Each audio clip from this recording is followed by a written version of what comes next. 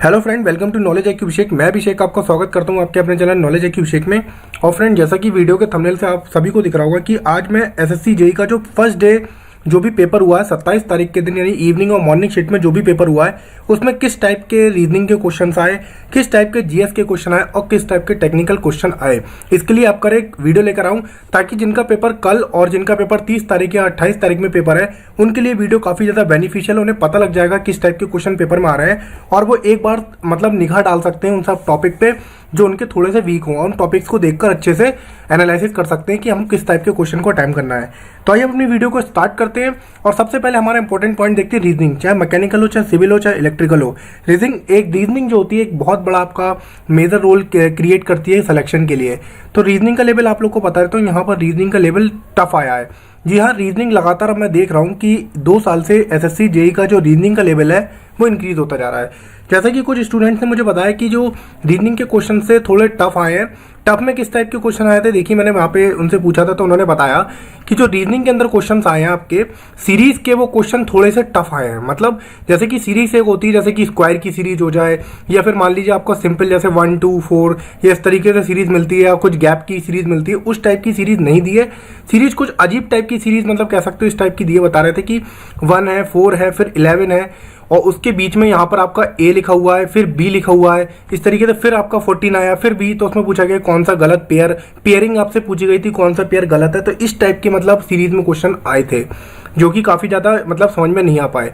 और उसके बाद जो बेसिक में सीरीज के क्वेश्चंस जो थे वो ज्यादा देखने को नहीं मिले। सीरीज के जो भी क्वेश्चन थे लगभग टफ ही आए थे। तो यहाँ पे इस टाइप का आप अंदाजा लगा सकते हैं अगर आपको बुक वगैरह में इस टाइप के क्वेश्चंस मिले जो कि जिसमें सीरीज में बीच में नंबरिंग भी करी हुई है, तो इस टाइप के आप क्वेश्चंस को जरूर देख लें। और नेक्स्ट आपका सिटिंग अरेंजमेंट से तो आप जानते हैं हर बार क्वेश्चन बढ़ते जा रहे हैं। इस बार सिटिंग अरेंजमेंट से जो क्वेश्चंस आए हैं वो ईस्ट की तरफ यानी पूरब की तरफ अगर मतलब करके पूछा गया था कि पूरब की तरफ, यानी ये मतलब A जो है वो उससे B से लेफ्ट में है या B लेफ्ट C में है, इस तरीके से अरेंजमेंट करके क्वेश्चन दिया गया था। और उससे आपके 4 5 या 7 क्वेश्चन के आसपास बता रहे थे कि ये इस टाइप के क्वेश्चन आए थे जिसमें आपका सिटिंग अरेंजमेंट के ऊपर क्वेश्चन आया था।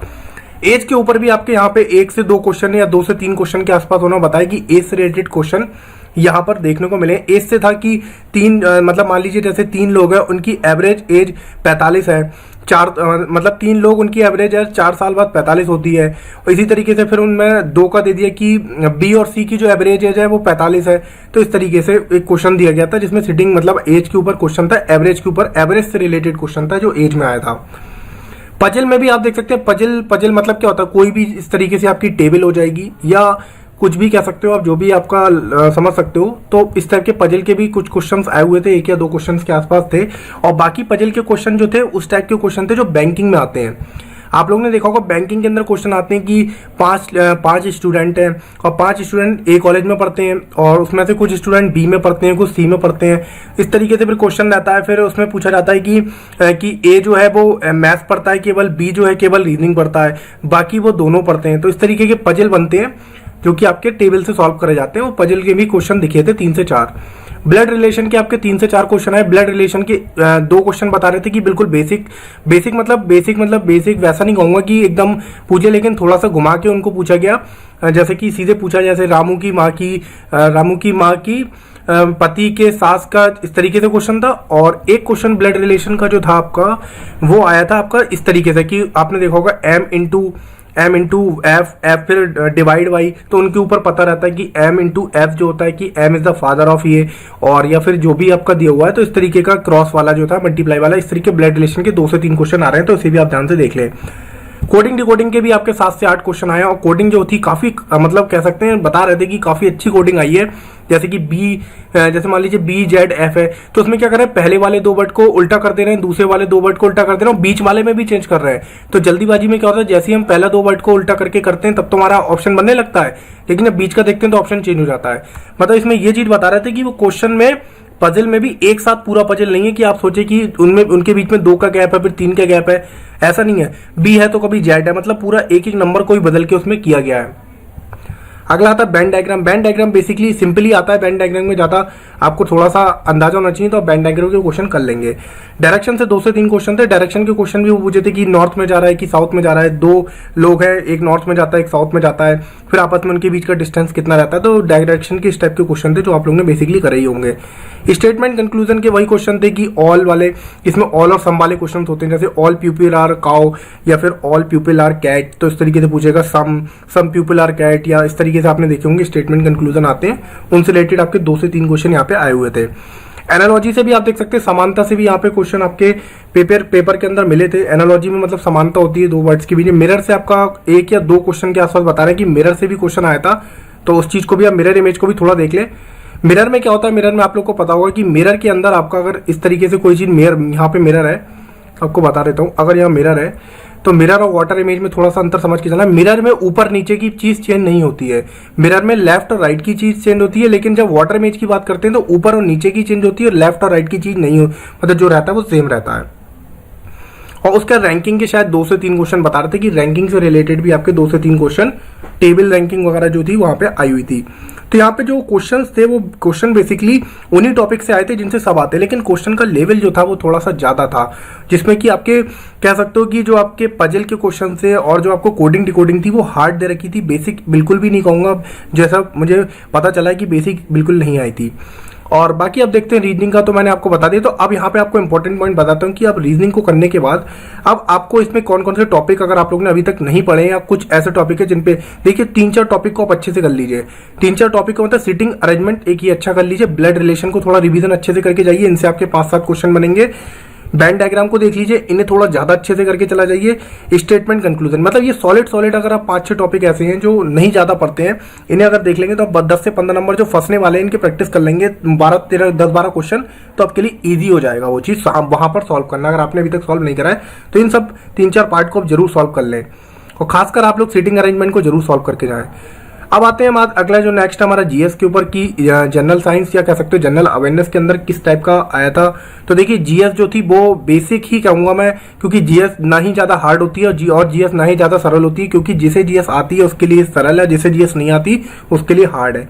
तो जीएस में भी मैं बता देता हूँ, देखिए हिस्ट्री से क्वेश्चन आया था कि वॉरेन हेस्टिंग से रिलेटेड वो कब उन्होंने मतलब कब वायसराय बने थे, और इस तरीके से आया था। एक क्वेश्चन आया था आपका लोसार फेस्टिवल से, बताया था कि लोसार फेस्टिवल से पूछा गया था कि लेह के अंदर कौन सा फेस्टिवल होता है, तो लोसार फेस्टिवल से आया था।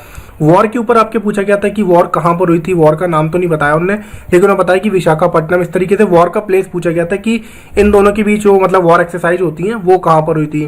फिजिक्स और केमिस्ट्री से काफी अच्छे क्वेश्चन मिले थे। आपका पेरिस्कोप के ऊपर एक क्वेश्चन आया था कि पेरिस्कोप के अंदर कितने मिरर होते हैं, और उसमें पूछा गया था कि 2 आपके कॉन्क्लेव होते हैं, 2 कॉन्वेक्स होते हैं, या फिर प्लेन मिरर होते हैं, इस तरीके से। और फिजिक्स से आपका एक ग्रेविटी से क्वेश्चन आया था। केमिस्ट्री से आपका क्वेश्चन पूछा था बुझा चूना स्लेक लाइम का फॉर्मूला पूछा गया था। और केमिस्ट्री से आपका क्वेश्चन जो आया था स्लेक लाइम के सिवा आपका जो गैलीलियम से पूछा था, सोडियम से पूछा था, इससे रिलेटेड क्वेश्चन। केमिस्ट्री से पूछा था कि एल्युमिनियम के लिए आपकी कौन सी, मतलब एल्युमिनियम पे कौन सी कोटिंग करेंगे, तो उसमें आपका जो ऑप्शन था एनोडाइजिंग वगैरह था शायद, उन्होंने बताया। इस तरीके से आपके फिजिक्स और केमिस्ट्री से काफी ज्यादा क्वेश्चन केमिस्ट्री से देखने को मिले। बायोलॉजी से भी यहाँ पे क्वेश्चन जो थे वो आप लोग बायोलॉजी में ध्यान से देख के चले जाएं, जितने भी आपके ये ABCD जो भी आपके कह सकते हैं विटामिन होते हैं, इनके बारे में थोड़ा अच्छे से पढ़ के चले जाएं। आज आई के बारे में पूछा गया है, तो नेक्स्ट जो है मेरे हिसाब से आई अब विटामिन के अंदर से पूछ सकता है कि विटामिन सी का जो नेम क्या होता है। जैसे विटामिन ए का रेटिनॉल होता है, सी का कैल्सीफेरॉल होता है। तो अब इस तरीके से आप लोग यहाँ पर जो है इस चीज को मतलब देख सकते हैं, विटामिन के सारे नाम लाइन से आप लोग जरूर याद करके चले जाए, क्योंकि यहाँ से आपको क्वेश्चन जरूर अपनी शिफ्ट में देखने को मिलेगा। हिस्ट्री में भी आप ध्यान रखिए, हिस्ट्री में आप थोड़ा सा जो है 1800 से लेकर और 1900 के बीच की थोड़ी हिस्ट्री ज्यादा देखें। मेरा मानना यह है कि 1800 से 1900 के बीच में हिस्ट्री को पकड़ी गई है, तो उस चीज को अगर आप देखेंगे तो आपको वहां से क्वेश्चन फंसने का चांसेस ज्यादा है। और साथ साथ आप गांधी जी का जो भी एरा है, जैसे कि और एक क्वेश्चन हिस्ट्री के अंदर आया था कि मुस्लिम लीग कब हुई थी, तो 1906 के अंदर आपकी मुस्लिम लीग को किया गया था। हिस्ट्री के अंदर एक क्वेश्चन और आया था आपका खिलाफत से रिलेटेड, तो खिलाफत आपको 1919 में हुआ था, बॉम्बे के अंदर हुआ था, तो उसके बारे में पूछा गया था एक क्वेश्चन। और हिस्ट्री से रिलेटेड इसी टाइप के मतलब बेसिक क्वेश्चन थे, ज्यादा एडवांस क्वेश्चन नहीं थे। मुगल से तो देखने को नहीं मिले, तो अगली बार मिल सकता है मुगल से आपको क्वेश्चन देखने को मिल जाए। कंप्यूटर जनरेशन से आपका जो क्वेश्चन था वो एक आप देखिए, कंप्यूटर में सबसे ज्यादा इंपॉर्टेंट होता है कंप्यूटर की टेबल। यहाँ पे देखिए कंप्यूटर में आप टेबल होती है first generation, second generation, third generation, fourth generation और आर्टिफिशियल इंटेलिजेंस, 5 होती हैं, जिसमें आपका वैक्यूम ट्यूब्स हो गया, आपका ट्रांजिस्टर, फिर आपका जो कह सकते हैं कि ट्रांजिस्टर के बाद आपका माइक्रो प्रोसेसर वगैरह जो भी है, इंटीग्रेटेड चिप वगैरह, ये सब चीजें एक सीरीज में आई। तो क्वेश्चन ये पूछा गया था कि 1964 से 1984 के आसपास कुछ बता रहे थे कि इसके बीच में कौन सी जनरेशन का कंप्यूटर यूज करा गया। तो देखिए क्वेश्चन सन से भी पूछा जा रहा है, मतलब आपको एरा याद रखना है कि 1955 तक कौन सा, 1961 तक कौन सा, और इसके बाद इसमें इंपॉर्टेंट क्या है, सारी चीजें आपको थोड़ा सा याद रख के जाना है। तो कंप्यूटर से रिलेटेड ये टॉप मतलब दोबारा भी यहाँ से क्वेश्चन उठ सकता है, तो सारी चीजें आप यहाँ पे देख लें। और कंप्यूटर जनरेशन में आपका इंपॉर्टेंट रह जाता है सारी लैंग्वेजेस। देखिए दो चीज़ों से क्वेश्चन पूछने का चांसेस ज़्यादा, लैंग्वेज पढ़ लें जी, सारी लैंग्वेज जरूर पढ़ लें कि कौन कौन सी कंप्यूटर की लैंग्वेजेस होती है, वहाँ से question put out next sheet में हो सकता है। करंट अफेयर से ज़्यादा क्वेश्चन देखने को नहीं मिले, सिर्फ 1 या 2 क्वेश्चन आए थे जो भी मुझे ज़्यादा डिटेल में नहीं था, बहुत बेसिक क्वेश्चन आए थे करंट अफेयर से, बता रहे थे, कुछ भी ज़्यादा क्वेश्चन पूछने की कोशिश नहीं करी है। और सब जो करंट पूछा था वो 2019 के पहले का या 2019 के आसपास ही करंट जो पूछा गया था, 1-2 क्वेश्चन। स्टैटिक जीके में जैसे कि आपका जो पूछा गया था कि कौन सा पार्क है, नेशनल पार्क वगैरह है, ये सारे कहाँ पर नेशनल पार्क्स हैं, ये सब चीजें शायद एक आया था नेशनल पार्क, मुझे नाम नहीं याद है। तो स्टैटिक जीके में आप इंपॉर्टेंट है नेशनल पार्क, ये सब चीजें देख लें। और एक क्वेश्चन आया था कितने बायोस्फीयर रिजर्व हैं, कितने बायोस्फीयर, तो टोटल उसमें शायद 18 उसमें आंसर बता रहे थे, तो इस चीज को थोड़ा सा ध्यान से देख लें। अब आता है नेक्स्ट आता मैकेनिकल में क्या आता है, तो यहाँ पे जीएस की मैंने आपको इंपॉर्टेंट पॉइंट्स बता दी कि किस तरीके से आपको प्रिपरेशन करनी है और एक बूस्टअप देना है आपको अपने चीजों में, मतलब किस तरीके से अच्छे तैयार करना है। गवर्नर और नेक्स्ट स्टेप में आप गवर्नर और चीफ मिनिस्टर को भी थोड़ा अच्छे से देख के जाए, गवर्नर से क्वेश्चन पुट आउट होने का चांस बढ़ता है, कंप्यूटर को अच्छे से देखे तो आपका क्वेश्चन आसानी से बेसिकली, और ये सीरीज वगैरह को ध्यान से देखें। अब देखिए मैकेनिकल में भी आपका पावर प्लांट हो गया, टोम, डिजाइन, फ्लूइड, प्रोडक्शन, सोम, थर्मल, तो यहाँ पे इंपॉर्टेंट रहता है आपका पावर प्लांट। तो ये समझ लीजिए पूरा पेपर पावर प्लांट के बेसिस पे ही बना है। पावर प्लांट में भी आप ये समझिए बहुत ज्यादा डीप नहीं पूछा, पावर प्लांट में जो बॉयलर होते हैं, यानी आपको जितने भी बॉयलर होते हैं उनके बारे में सब कुछ पता करना है, यानी उसमें कितनी फायर ट्यूब है, बॉयलर के अंदर कौन सी जो है मतलब कह सकते हो एयर प्रीहीटर का क्या वर्क होता है, बॉयलर के अंदर आपकी इफिशिएंसी बढ़ाने के लिए माउंटिंग्स, इनसे रिलेटेड आपके बहुत सारे क्वेश्चन आए हैं। बताया कि कॉर्निश बॉयलर के अंदर आपकी ट्यूब पूछी गई थी कि कॉर्निश बॉयलर में कितनी ट्यूब्स होती हैं, और आपका वेलोक्स बॉयलर के बारे में पूछा था हाई प्रेशर बॉयलर कौन सा है, बॉयलर के प्रेशर से रिलेटेड पूछा था कि कितना प्रेशर होता है, 20 से 25 होता है कि 20 से 40 होता है, और आपका यहाँ पे कोकरन बॉयलर का क्वेश्चन था आपका, और आपके लोकोमोटिव, लंकाशायर, ये सारे जितने भी बॉयलर हैं, मतलब समझिए पूरे पावर प्लांट ने बॉयलर छाया रहा, बॉयलर और रैंकाइन साइकिल। रैंकाइन साइकिल में भी पूछा था कि रीजनरेशन के इफेक्ट से क्या होता है, तो रीजनरेशन के इफेक्ट से क्या होता है, इनकी जो एफिशिएंसी होती है बढ़ जाती है, वर्क आउटपुट पे कोई फर्क नहीं पड़ता है। तो और इस तरीके से पूछा पावर प्लांट ने, मतलब आप देख सकते हैं पावर प्लांट में जो पूरा जो इनका एरिया ऑफ इंटरेस्ट रहा है वो सारे बॉयलर्स के बारे में ज्यादा इन्होंने जानने की कोशिश करी है कि कौन कौन से यहाँ पे बॉयलर हैं। और पावर प्लांट के अंदर ने रैंकाइन साइकिल के ऊपर क्वेश्चन जो था, आप लोग रैंकाइन साइकिल के आगे अगर जाएं तो ध्यान से पूरा पढ़ जाए, रीहीटिंग को भी अच्छे से पढ़ जाए, और भी जो कुछ टॉपिक्स हैं जैसे कि आपका इंटरकूलिंग है, इसे भी अच्छे से देख के जाएंगे तो आपका पावर प्लांट में अच्छा जो है सही हो जाएगा। पावर प्लांट में एक क्वेश्चन था कि अगर ओवर हीटिंग हो जाए तो आप लोग को पता होगा फ्यूजिबल प्लग यूज होता है। इसी तरीके से पूछा था अगर बॉयलर में मड या गंदगी या सेडिमेंट वगैरह इकट्ठी हो जाए तो उसके लिए ब्लो ऑफ कॉक, इस तरीके के बॉयलर से क्वेश्चन यहाँ पे पावर प्लांट के अंदर पूछे गए थे। ऊपर थे, बेसिक क्वेश्चन थे, ज्यादा डीप कोई भी क्वेश्चन नहीं पूछा गया था पावर प्लांट के अंदर। टोम से पूछा गया था आपका कुछ क्वेश्चन, जैसे बता देता हूँ। टोम से आपका एक क्वेश्चन आया था कि जो आपका सुपर स्ट्रक्चर होता है उसकी डिग्री ऑफ फ्रीडम कितनी होती है, तो आप लोग को पता होगा सुपर स्ट्रक्चर की डिग्री ऑफ फ्रीडम नेगेटिव होती है, तो इस तरीके से टोम में क्वेश्चन पूछा गया था। एक पूछा गया था दो लिंकों के बीच अगर रिलेटिव मोशन हो रहा है तो उससे क्या तो मैकेनिज्म बनती है। इसी तरीके से आपका टोम में और भी 1-2 क्वेश्चन आए थे, ज्यादा टोम में क्वेश्चन नहीं पूछे गए हैं, टोम से बेसिक आपके डिग्री ऑफ फ्रीडम से ही क्वेश्चन पूछे गए हैं। गवर्नर से कोई क्वेश्चन नहीं आया था टोम के अंदर। डिजाइन में भी आप देख सकते हैं, डिजाइन में एक बस ये पूछा गया था, एक इंपॉर्टेंट क्वेश्चन डिजाइन के अंदर कि जिसके दोनों तरफ से थ्रेड होती है, चूड़ी होती है, उसे क्या कहा जाता है, तो जिसके दोनों तरफ से चूड़ी होती है उसे कहते हैं स्टड। तो ये वाला क्वेश्चन शायद डिजाइन के अंदर था। एक और क्वेश्चन था, मुझे पता नहीं इसके बारे में, और बाकी पता लगेगा तो आप कमेंट जरूर करें अगर आप लोग को पता है, और तो थोड़े बहुत क्वेश्चन तो आप लोग जरूर करें ताकि बाकी का स्टूडेंट्स का फायदा हो जाए। अब यहाँ देखिए फ्लूइड में कितने क्वेश्चन है। फ्लूइड में भी आपके जो क्वेश्चन थे, एक पूछा गया था कि लेमिनार फ्लो के लिए एनर्जी करेक्शन फैक्टर कितना होता है, तो उसका 2 शायद आंसर था। और आपका फ्लूइड में पूछा गया था पाइप से रिलेटेड रेनॉल्ड नंबर से पूछा गया था जिसमें 64/R था। और आपका फ्लूइड में पूछा गया था कि जो स्पेसिफिक वेट है वो किसके प्रोपोर्शनल होता है, तो 1 डेंसिटी वाला क्वेश्चन था उसका शायद आंसर। और भी इसी तरीके से फ्लूइड में स्टेडी फ्लो से क्वेश्चन था, और बर्नौली क्वेश्चन से क्वेश्चन आया था, पिटॉट ट्यूब से क्वेश्चन आया था, और आपका मैनोमीटर से 2-3 क्वेश्चन थे जिसमें सिर्फ यही पूछा था कि प्रेशर नापने के लिए क्या चीज़ का यूज़ करते हैं। तो इस तरीके से फ्लूइड के भी जो क्वेश्चन आए थे 8-10 वो सब बेसिक ही क्वेश्चन थे, बहुत मतलब कह सकते हो डिफिकल्ट क्वेश्चन नहीं पूछे गए थे। इसी तरीके से प्रोडक्शन में बताता हूँ, देखिए प्रोडक्शन में क्वेश्चन पूछा गया था स्टेनलेस स्टील से रिलेटेड क्वेश्चन आए थे।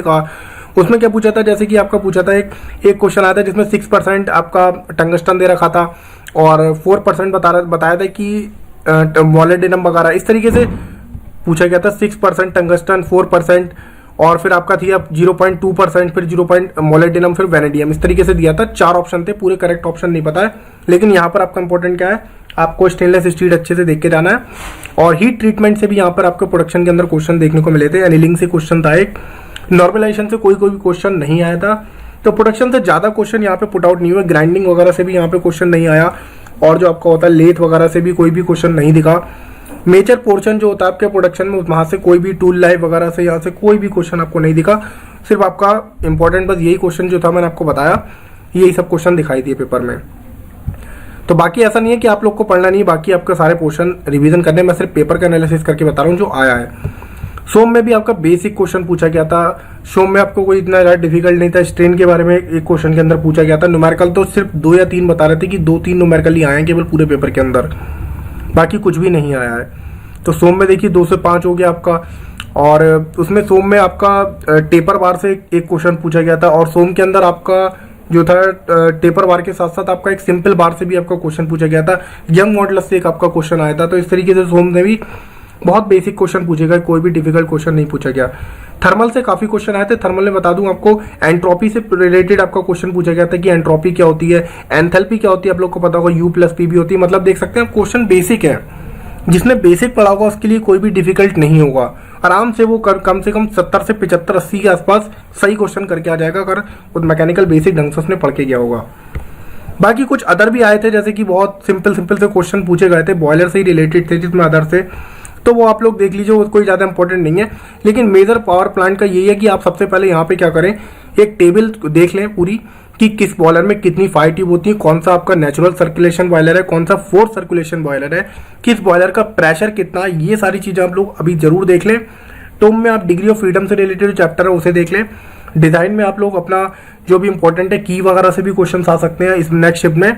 फ्लूइड में पाइप, और बेसिकली फ्लूइड में पाइप से रिलेटेड ज़्यादा चीज़ें पूछी गई हैं, तो पाइप की वेलोसिटी हो गई, ये सब चीज़ों को थोड़ा ध्यान से देके रेनॉल्ड नंबर को अच्छे से पढ़ के जाए। प्रोडक्शन में आप लोग जो है बढ़िया जो इंपॉर्टेंट टॉपिक्स हैं उनको बढ़िया से कवर करें। टूल से इस बार क्वेश्चन बन सकते हैं, मेरा मानना है कि सिंगल पॉइंट कटिंग टूल से आपका यहाँ पे क्वेश्चन आ सकते हैं। सोम में भी आपका बेसिक है, आप डिफ्लेक्शन वगैरह के फॉर्मूले जरूर देख के जाएं, जो भी आपके इंपॉर्टेंट फॉर्मूले होते हैं, जैसे कि आपका डिफ्लेक्शन हो गया या फिर आपका जो भी इंपॉर्टेंट है आप जरूर देख के जाएं। तो ये एक एनालिसिस था जिसमें मैंने आपको बताया कि मैकेनिकल हो गया, जीएस हो गया, रीजनिंग किस टाइप के आपके यहाँ पे जो एसएससी जेईई का पेपर हुआ आज के दिन उसमें किस टाइप के क्वेश्चन आए हैं। और इसमें आप ध्यान सकते हैं रीजनिंग का ही केवल एक ऐसा पोर्शन है जो टफ आया है, बाकी दोनों पेपर जो है बेसिक आए हैं, ज़्यादा एडवांस नहीं है, बिल्कुल बेसिक क्वेश्चन से आराम से इसमें जो है इतने अच्छे से तैयारी करेगी और अटेम्प्ट कर सकता है। रीजनिंग में आपका इंपॉर्टेंट रहता है सिटिंग अरेंजमेंट, ये सबसे ज़्यादा टाइम खाता है। सिटिंग अरेंजमेंट आपका कोडिंग डिकोडिंग ने काफ़ी ज़्यादा टाइम खा दिया, क्योंकि वो काफ़ी लंबे क्वेश्चन थे और घुमा के क्वेश्चन पूछे गए थे, सीधा कोई भी क्वेश्चन नहीं पूछा गया था। वेन डायग्राम, तो ये सिटिंग हो गया, सीरीज हो गया, ये 3-4 टॉपिक है, इन्हें आप, और आपको एक स्ट्रैटेजी बता देता हूँ। देखिए, अगर आपको पेपर लगता है कि आपकी रीजनिंग फंस रही है, तो एक काम कर सकते हैं, उस क्वेश्चन में आप ज़्यादा समय बिल्कुल भी ना खराब करें, और ये बिल्कुल भी ना सोचें कि अगर मैं क्वेश्चन अटेम्प्ट नहीं करूंगा तो मेरा सिलेक्शन नहीं होगा। ऐसा कोई भी कंफर्मेशन नहीं है कि आप क्वेश्चन अटेम्प्ट नहीं करेंगे तो आपको नहीं होगा। जिस क्वेश्चन में आप फंस रहे हो सकता है उसमें 90-99 बच्चे वो और भी फंस रहे हो, तो आप उसे स्विच करके अगर आगे करेंगे तो क्वेश्चन भले ही आप रीजनिंग में कम अटेम्प्ट करेंगे, लेकिन आपका टाइम बचेगा, जिससे आप बाद में भी आके उस क्वेश्चन को रिपीट कर सकते हैं। एक बार आपका उसे छोड़ दीजिए, फिर आप दोबारा आएंगे तो माइंड सेट होगा, आपको वो चीज़ अच्छे से समझ में आ जाएगी और आप क्वेश्चन अच्छे से कर पाएंगे। पेपर करने की एक स्ट्रैटेजी ऑलवेज हमेशा ये याद रखना कि जैसे आप पेपर को अटेम्प्ट करते हो, रीजनिंग का आप टाइम जो भी लेके चलते हो, 30 मिनट, 40 मिनट, 45 मिनट, जिसमें भी आप करनी है, तो पहले रीजनिंग को फटाफट कर लीजिए, ज़्यादा किसी भी क्वेश्चन में अटके नहीं। उसका आप 20 मिनट के अंदर, 15 मिनट के अंदर आप जीएस का टाइम रखिए और फिर मैकेनिकल को टाइम दीजिए, जो भी आपका 50 मिनट, 60 मिनट जितने भी निपटा सकते हैं। कोशिश करिए मैकेनिकल को अगर ईजी क्वेश्चन हैं तो 40-50 मिनट के अंदर निपटाएं, ताकि जो 10 मिनट आपका सेव हो वो आप रीजनिंग पे दे सकें। जो रीजनिंग में अपने क्वेश्चन छोड़ रखें उनमें आप अपना 10 मिनट दे सकें और अच्छे से वो क्वेश्चंस को कर सके, ताकि आपका स्कोर बढ़ सके। क्योंकि जीएस में तो आपका जो आता है वो आता है, नहीं आता नहीं आता। रहता है तो उससे कोई मतलब होता नहीं है, लेकिन रीजनिंग में आप अपना स्कोर जो है अच्छा बढ़ा सकते हैं। तो एक मेरी मतलब एक कह सकते हैं कि एक मेरी आपसे गुजारिश है कि इसी तरीके से आप लोग करें, समय को बचाएं। और एक समय ऐसा आता है पेपर को देते टाइम, आप लोग को बताता हूँ, अपना एक्सपीरियंस बताता हूँ। पेपर को देते टाइम एक ऐसा एक्सपीरियंस आता है कि जब हमारा पेपर मतलब बहुत ज़्यादा क्वेश्चन अच्छे जाने लगते हैं तो हमें थोड़ा रिलैक्स हो जाते हैं, और रिलैक्स होने के बाद हल्के हल्के पेपर करने लगते हैं। लेकिन फिर लास्ट में जब क्वेश्चन ज़्यादा बचते हैं तभी हमारे एकदम पसीने छूटते हैं। आपको शुरू से लेकर एंड तक एक ही रफ्तार से चलना है, और वो भी तेज रफ्तार से। एसएससी जेईई के अंदर आपको रुकना नहीं है। अगर शुरू में आपको एकदम मतलब स्पीड से चलते चले जाना है, एक भी मिनट रिलैक्स नहीं करना है, 2 घंटे आप समझ लीजिए आपके पास बिल्कुल 1 सेकंड का भी टाइम नहीं है। और इस तरीके से आप फॉलो करेंगे तो आप वहाँ पर पेपर में जाने के बाद एक कॉन्फिडेंस बिल्ड हो जाएगा और बहुत अच्छे से पेपर को आप अटेम्प्ट करेंगे, और पेपर में आप अच्छा सिलेक्शन भी लेंगे और अच्छे मार्क्स भी लेकर आएंगे। तो आशा करता हूँ आप लोग को ये वीडियो पसंद आई होगी, और फिर मैं नेक्स्ट वीडियो के साथ और नेक्स्ट आपके साथ शिफ्ट के साथ आपके पास जरूर मिलूंगा। और आशा करता हूँ आप लोग मुझे क्वेश्चंस भी प्रोवाइड करा देंगे। टेलीग्राम में भी आप ग्रुप में भी क्वेश्चंस को भेज सकते हैं, जो भी टेलीग्राम में जुड़ा है उसका लिंक मैं डिस्क्रिप्शन में दे दूंगा, वहाँ आप जुड़ जाइए और मुझसे आप जो है क्वेश्चंस वगैरह वहाँ पूछ सकते हैं, और जो भी इंपॉर्टेंट आपकी चीज़ें वो वहाँ पे मैं आपको बता दूंगा, और शिफ्ट का एनालिसिस भी वगैरह भी कर दूंगा, और एसएससी से रिलेटेड जो भी आपके डाउट है वहाँ पे आप मुझसे पूछ सकते हैं। तो मैं फिर मिलता हूँ नेक्स्ट वीडियो के साथ। Thank you so much friends.